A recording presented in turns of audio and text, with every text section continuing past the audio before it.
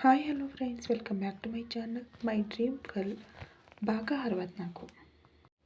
ತಾರಕ್ ತನ್ನ ಕೋಪವನ್ನು ಕಣ್ಣುಗಳಿಂದ ನೋಡದಿದ್ದರೂ ಸಹ ಆ ಧ್ವನಿಯ ಗಂಭೀರತೆಯಿಂದ ಅವನು ಎಷ್ಟು ಕೋಪದಲ್ಲಿದ್ದಾನೆಂದು ಊಹಿಸಿದ ನಿರ್ಮಾಪಕ, ಓಕೆ ಸರ್, ಈವ್ನಿಂಗ್ ಏರ್ಪೋರ್ಟ್ನಲ್ಲಿ ಭೇಟಿಯಾಗೋಣ ಎಂದು ಹೇಳಿ ಸೈಲೆಂಟಾಗಿ ಕರೆ ಕಟ್ ಮಾಡಿ ಫೋನ್ ನೋಡುತ್ತಾ ತಾರಕ್ಗೆ ಕಿಡ್ನ್ಯಾಪರ್ಗಳ ಬಳಿ ಕಾವೇರಿ ಬಗ್ಗೆ ಮಾಹಿತಿ ಹೇಗೆ ತಿಳಿಯಿತು ಎಂದು ನೆನಪಾಯಿತು.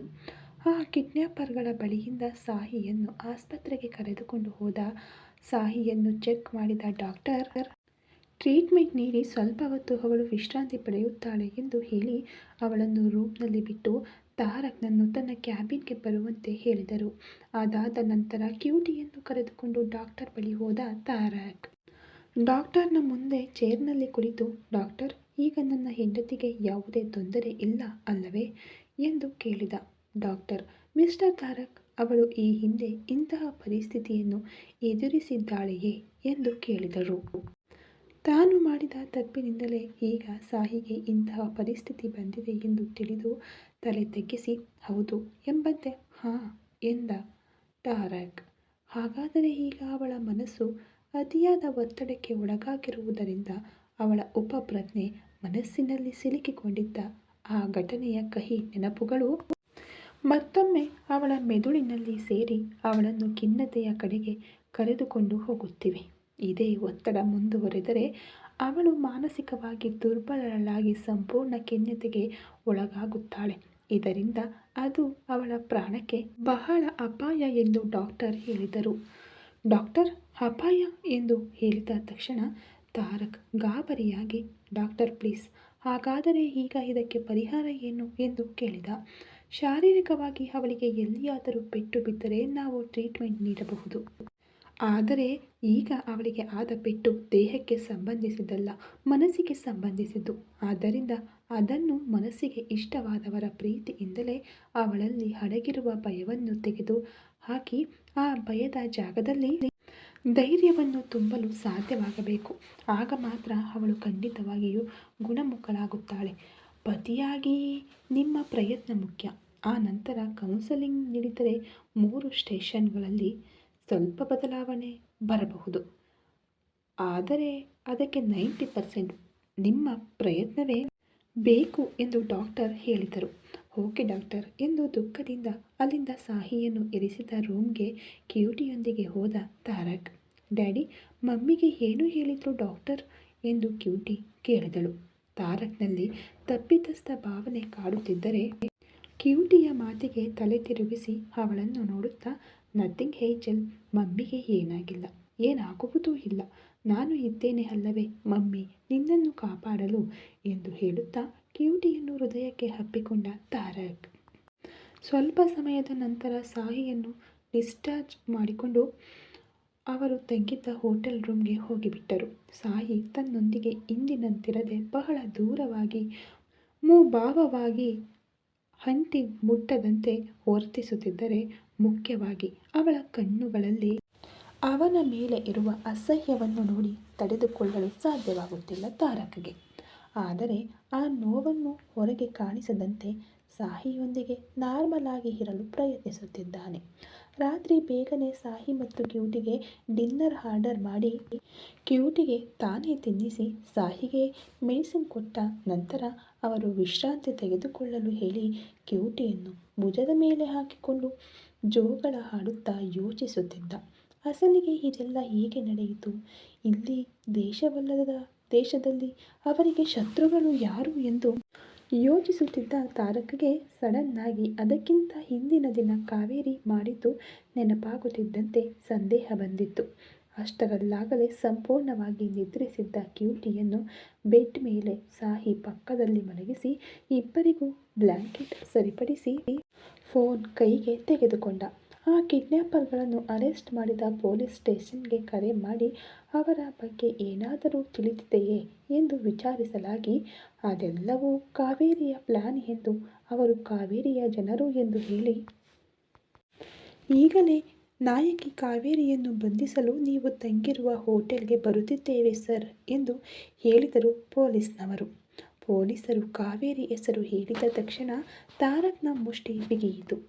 ಒಂದೇ ಕ್ಷಣದಲ್ಲಿ ಬೆಳಿಗ್ಗೆ ಸಾಹಿಯನ್ನು ನೋಡಿದ ಪರಿಸ್ಥಿತಿಗಳು ಕಣ್ಣ ಮುಂದೆ ಕಾಣಿಸುತ್ತಿದ್ದಂತೆ, ಓಕೆ ಸರ್, ನೀವು ಅಷ್ಟು ಬೇಗ ಬರಬೇಕಾದ ಅವಶ್ಯಕತೆ ಏನಿಲ್ಲ.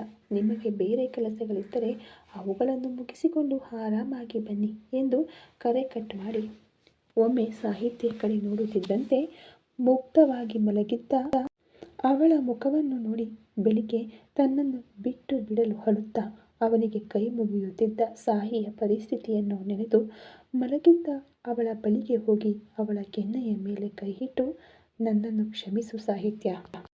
ತಿಳಿಯದೆ ನಿನ್ನ ಜೀವನದಲ್ಲಿ ನುಗ್ಗಿ ನಿನಗೆ ಬಹಳಷ್ಟು ನೋವು ಕೊಟ್ಟೆ. ನಾನು ಮಾಡಿದ ತಪ್ಪನ್ನು ನಾನೇ ಸರಿಪಡಿಸಿಕೊಳ್ಳುತ್ತೇನೆ. ಇನ್ಮುಂದೆ ನಿನ್ನನ್ನು ಯಾವ ವಿಷಯದಲ್ಲಿಯೂ ಯಾವಾಗಲೂ ಇಕ್ಕಟ್ಟಿಗೆ ಸಿಲುಕದಂತೆ ನೋಡಿಕೊಳ್ಳುವ ಜವಾಬ್ದಾರಿ ನನ್ನದು ಎಂದು ಹೇಳುತ್ತಾ ಅವಳ ಹಣೆಯ ಮೇಲೆ ತುಟಿಗಳನ್ನು ಒತ್ತಿ ತಕ್ಷಣ ಎದ್ದು ಕೋಪದಿಂದ ಆ ರೂಮ್ನಿಂದ ಹೊರಗೆ ಬಂದು ಕಾವೇರಿಯ ರೂಮ್ಗೆ ಹೋದ ಆವೇಶದಿಂದ.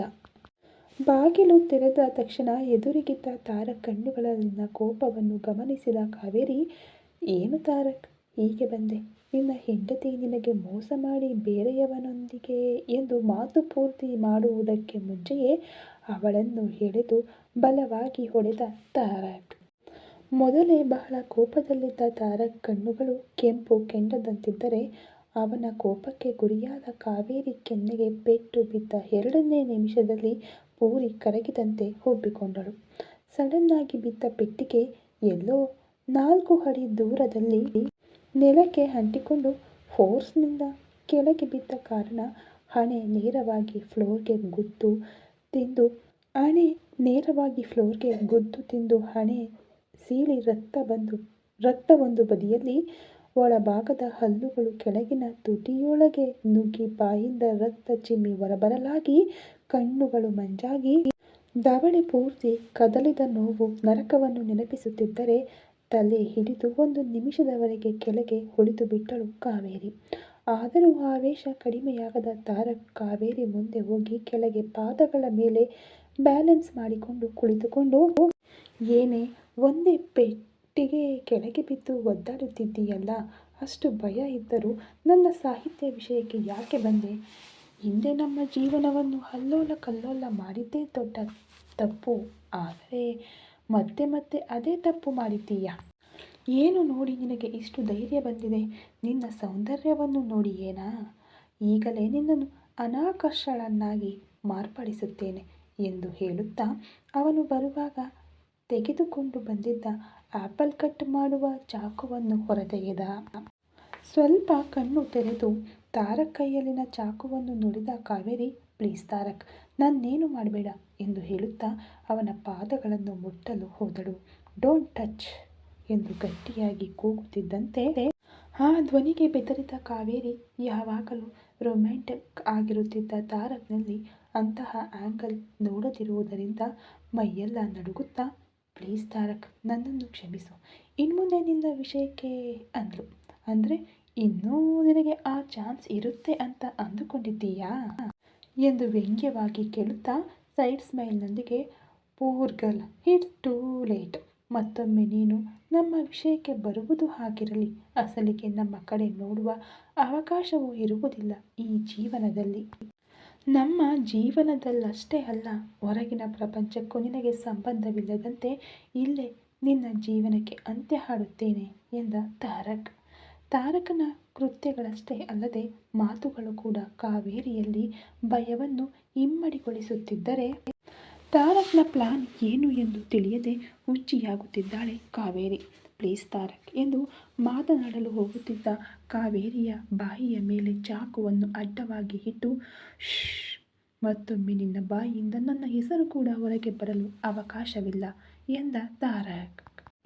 ತುಟಿಗಳ ಮೇಲೆ ಶಾರ್ಪ್ ಆಗಿದ್ದ ಚಾಕು ಅಂಚನ್ನು ಇಡುತ್ತಿದ್ದಂತೆ ಕಾವೇರಿಯ ಬಾಯಿಗೆ ಜಿಪ್ ಹಾಕಿದಂತಾಗಿ ಭಯದ ನೋಟವನ್ನು ನೋಡುವುದನ್ನು ಬಿಟ್ಟು ಏನೂ ಮಾಡಲು ಸಾಧ್ಯವಾಗದೆ ನಡುಗುತ್ತಿದ್ದಂತೆ, ಯಾವ ಸೌಂದರ್ಯದಿಂದ ನನ್ನನ್ನು ಟ್ರ್ಯಾಪ್ ಮಾಡಿ ನನ್ನ ಜೀವನಕ್ಕೆ ಶಾಶ್ವತವಾಗಿ ಬರಲು ಪ್ಲಾನ್ ಮಾಡಿದ್ದೀಯೋ, ನಿನಗೆ ಆ ಸೌಂದರ್ಯವೇ ಇಲ್ಲದಂತೆ ಮಾಡುತ್ತೇನೆ ಎಂದು ಹೇಳುತ್ತಾ ಕಾವೇರಿಯ ತುಟಿಗಳ ಮೇಲಿದ್ದ ಚಾಕುವನ್ನು ಕಾವೇರಿಯ ಕೆನ್ನೆಯ ಮೇಲಿಂದ ಕಣ್ಣಿನವರೆಗೆ ತೆಗೆದುಕೊಂಡು ಹೋಗಿ ಕಣ್ಣಿನ ಕೆಳಗಿನಿಂದ ಅವಳ ಮೇಲಿನ ತುಟಿಯವರೆಗೆ ಬಹಳ ಆಳವಾದ ಕತ್ತಿ ಗಾಯವನ್ನು ಮಾಡಿದ.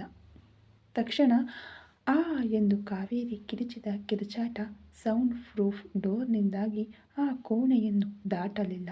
ಆದರೆ ಆ ರೂಮ್ ಪೂರ್ತಿ DTS ಎಕೋ ಎಫೆಕ್ಟ್ನಲ್ಲಿ ಪ್ರತಿಧ್ವನಿಸಿತ್ತು.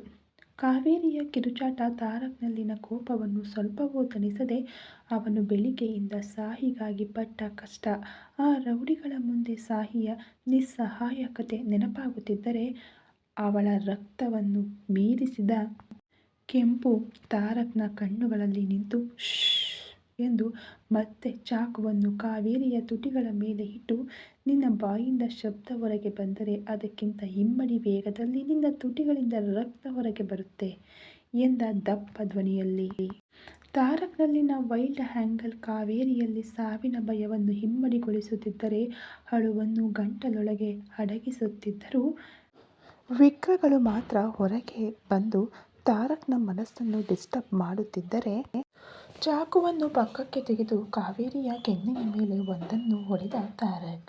ಭಯಕ್ಕೆ ಬೆವರು ಸುರಿದು ತಾರಕನ ಹೊಡೆತಕ್ಕೆ ಮತ್ತೆ ಕೆಳಗೆ ಬಿದ್ದಳು ಕಾವೇರಿ.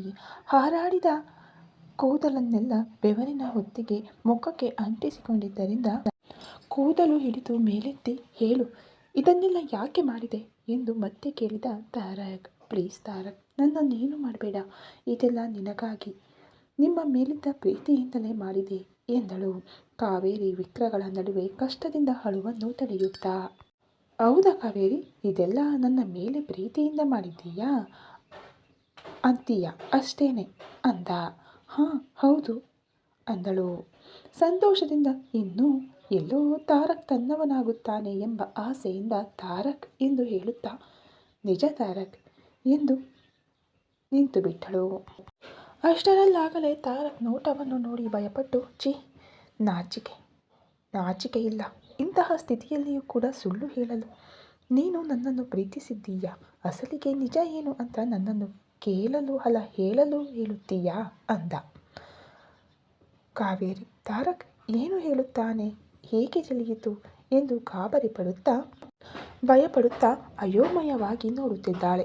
ಕಾವೇರಿಯಲ್ಲಿನ ಮುಖದಲ್ಲಿನ ಆತಂಕವನ್ನು ನೋಡುತ್ತಾ, ನನ್ನನ್ನು ಟ್ರ್ಯಾಪ್ ಮಾಡಿ ನನ್ನೊಂದಿಗೆ ಫಿಸಿಕಲ್ ರಿಲೇಷನನ್ನು ಅಡ್ಡಿಪಡಿಸಿಕೊಂಡು ನನ್ನ ಜೀವನದಲ್ಲಿ ನೀನು ಭಾಗವಾಗಬೇಕು, ನಿನ್ನ ಪ್ಲೇಸ್ ಚೇಂಜ್ ಮಾಡಿಕೊಳ್ಳಬೇಕು ಅಂತ ಅಂದುಕೊಂಡೆ. ಅದಕ್ಕೆ ಹೋಗಿ ಪ್ರೀತಿ, ಇಷ್ಟ ಎಂಬಂತಹ ಸುಳ್ಳುಗಳನ್ನು ಕೊಡಬೇಡ, ಕೇಳಲು ಬಹಳ ಅಸಹ್ಯವಾಗಿದೆ ಎಂದ ತಾರಕ್. ತಾರಕ್ ಹೇಳಿದ್ದನ್ನೆಲ್ಲ ಕೇಳಿದ ಕಾವೇರಿ ಭಯದಿಂದ, ಅದಲ್ಲ ತಾರಕ್ ಎಂದು ಏನೋ ಹೇಳಲು ಹೋಗುತ್ತಿದ್ದಷ್ಟರಲ್ಲಿ ಕಾವೇರಿಯ ಬಾಯಿಯಿಂದ ಅವನ ಹೆಸರು ಕೇಳಿದ ಮರುಕ್ಷಣ ತಾರಕ್ ಕೋಪದಿಂದ ಕಾವೇರಿಯ ಹಸ್ತದಲ್ಲಿ ಚಾಕುವಿನಿಂದ ಇರಿದ ತಕ್ಷಣ ಆ ಎಂದು ಟಾಪ್ ಎದ್ದು ಹೋಗುವಂತೆ ಕಿರುಚಿ ಅಲ್ಲೇ ಪ್ರಜ್ಞೆ ತಪ್ಪಿ ಬಿದ್ದಳು ಕಾವೇರಿ. 1 ಗಂಟೆಯ ನಂತರ ಪೊಲೀಸರು ಹೋಟೆಲ್ಗೆ ತಲುಪಿ ರೂಮ್ನಲ್ಲಿ ಪ್ರಜ್ಞೆ ಇಲ್ಲದೆ ಇದ್ದ ಕಾವೇರಿಯನ್ನು ಬಂಧಿಸಿ ಕರೆದುಕೊಂಡು ಹೋದರು. ಉಳಿದ ವಿಷಯಗಳನ್ನೆಲ್ಲ ತಾರಕ್ ತನ್ನ ಪ್ರಭಾವದಿಂದ ಕ್ಲಿಯರ್ ಮಾಡಿದ. ನಂತರ ತಾರಕ್ ತನ್ನ ಇನ್ಫ್ಲೂಯೆನ್ಸ್ ಉಪಯೋಗಿಸಿ ಕಾವೇರಿ ಮೇಲೆ ಸ್ಟ್ರಾಂಗ್ ಆಗಿ ಕೇಸ್ ಹಾಕಿಸಿದ. ಕಾವೇರಿ ಯಾವುದೇ ಪರಿಸ್ಥಿತಿಯಲ್ಲಿಯೂ ಹೊರಗೆ ಬರಬಾರದು ಎಂದು ಹೇಳಿದ. ಆ ಕಿಡ್ನ್ಯಾಪರ್ಗಳ ಸಾಕ್ಷ್ಯ ಮಾತ್ರವಲ್ಲದೆ ಕಾವೇರಿಯ ಫೋನ್ನಲ್ಲಿ ಅವರೊಂದಿಗೆ ಕರೆಗಳಲ್ಲಿ ಮಾತನಾಡಿದಂತಹ ಸಾಕ್ಷ್ಯಗಳು ಕೂಡ ಇರುವುದು. ಎಲ್ಲವೂ ಕಾವೇರಿಯ ವಿರುದ್ಧವಾಗಿ ಒಟ್ಟುಗೂಡುವುದರಿಂದ ಖಚಿತವಾಗಿ ನಾನ್ ಬೈಲೇಬಲ್ ಕೇಸ್ ಹಾಕಿಸಿ ಸಾಕ್ಷ್ಯಗಳೊಂದಿಗೆ ನಿರೂಪಿಸಿರುವುದರಿಂದ ಪ್ಯಾರಿಸ್ ಜೈಲಿನಲ್ಲಿ ಕಂಬಿಗಳ ಹಿಂದೆ ಕೂಳನ್ನು ತಿನ್ನಲು ಸಿದ್ಧಳಾದಳು ನಾಯಕಿ ಕಾವೇರಿ. ಇದು ನಡೆದ 1 ಗಂಟೆಯಲ್ಲಿ ಕಾವೇರಿ ಕಿಡ್ನ್ಯಾಪರ್ಗಳೊಂದಿಗೆ ಮಾತನಾಡಿದ ಕಾಲ್ ರೆಕಾರ್ಡ್ಸ್. ಅದಾದ ನಂತರ ಆ ಕಿಡ್ನ್ಯಾಪರ್ಗಳು ಕಾವೇರಿಯ ಹೆಸರು ಹೇಳಿದ್ದು. ಕಾವೇರಿಯ ಬಂಧನಕ್ಕೆ ಸಂಬಂಧಿಸಿದ ಎಲ್ಲ ವಿಷಯಗಳನ್ನು ಸೋಷಿಯಲ್ ಮೀಡಿಯಾದಲ್ಲಿ ಬಿಡುಗಡೆ ಮಾಡಿದ ತಾರಕ್. ಇದರಿಂದ ಕಾವೇರಿ ಬಗ್ಗೆ ಸುದ್ದಿ ಬಿಡುಗಡೆ ಮಾಡಿದ 2 ಗಂಟೆಗಳಲ್ಲಿ ವೈರಲ್ ಆಗಿ ಅವಳ ಸಿನಿ ಕೆರಿಯರ್ ಕೂಡ ಸಂಪೂರ್ಣವಾಗಿ ಬ್ಲಾಕ್ ಆಯಿತು.